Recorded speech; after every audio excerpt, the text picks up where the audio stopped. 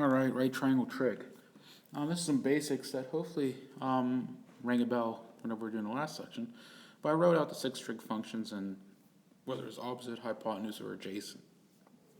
O, of course, means opposite, adjacent means A, hypotenuse means H. So if we are talking about an angle like this, that means our opposite is going to be this side, whenever it's facing the angle, the adjacent is the other missing side, and then the hypotenuse is always along this side. So for evaluating a trig function, let's do an example real quick. So let's say we have a hypotenuse of 41, and this is our angle right here, and we have this 9 is here. And we want to find the 6 trig functions based on this information. So we're given the opposite and the hypotenuse. Hopefully you're able to point that out.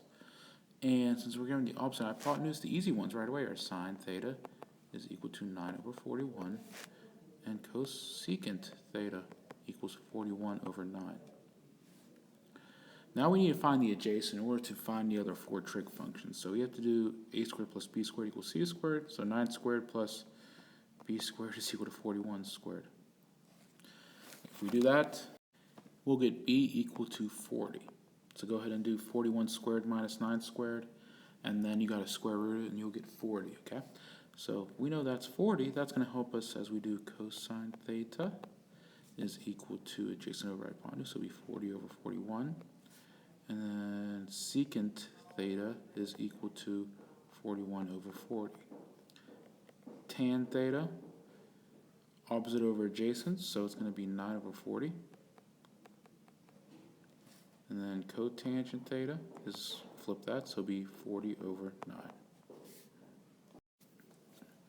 Alright, so here is all of your various trig identities.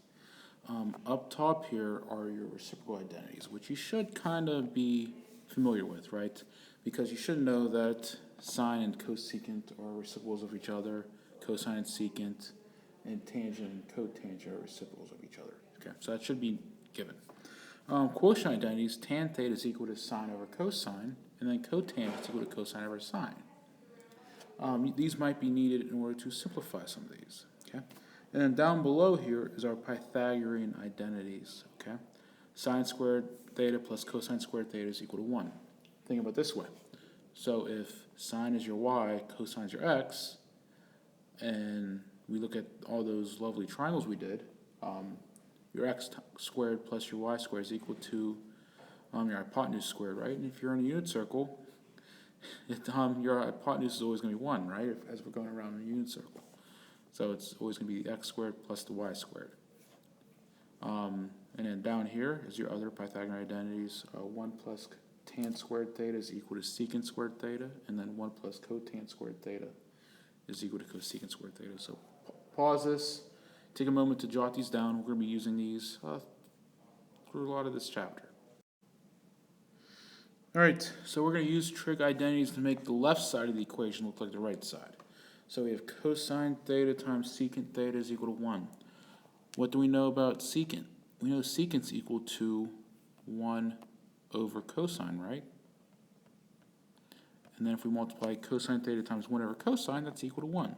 And look, we made the left side equal to the right side. Let's do the other one.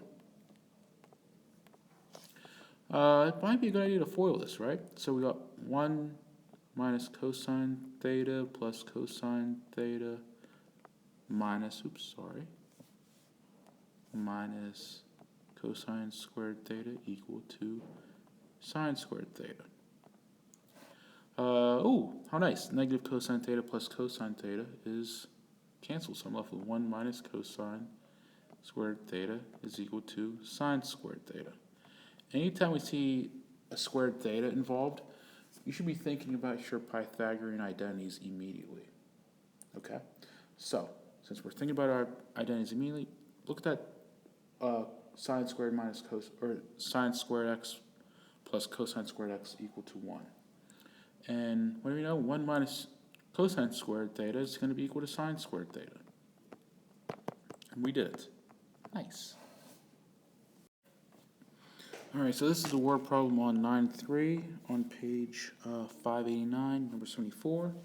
It's about the width of the river. So it says, a biologist wants to know the width W of a river so that instruments for studying the pollutants in the water can be set properly. From point A, the biologist walks downstream 100 feet.